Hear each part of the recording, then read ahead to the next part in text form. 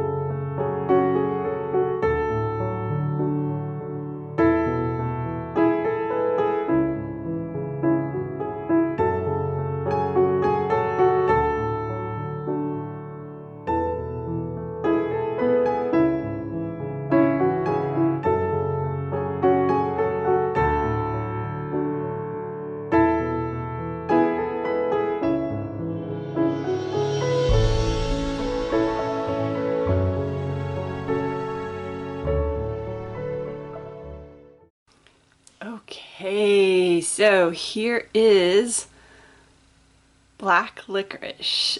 I made it like the old-fashioned black licorice candies. I love it. Oh my gosh, I love the colors. I love the layers and then the little sprinkles on top. It's just so perfect. A fun fall soap. If you like anise, you'll love this one. It smells just like it. Oh my gosh. I can't get over this. It just makes me smile. I figured I can get away with the candy soap because it's fall and Halloween, and candy is a part of Halloween. Ah, isn't it so cute? I love it. I made this design a few years ago before I had my straight layer tool, so the layers were not very perfect, and before I could really get even layers or thickness. And so my pieces, it was cute. Pieces were a little less precise and the layers were less precise, but I mean, it was still cute, and I came back to it because I loved it so much. I also made these colors a little bolder than I did the original time, which I like. I think it just pops a little bit more. So there you have it. Black licorice. Oh, let me know what you think. I'm in love. I really do like this. It makes me smile. It smells so good, and it's little candy pieces and sprinkles. Come on, who doesn't get excited over that? Oh, so much fun.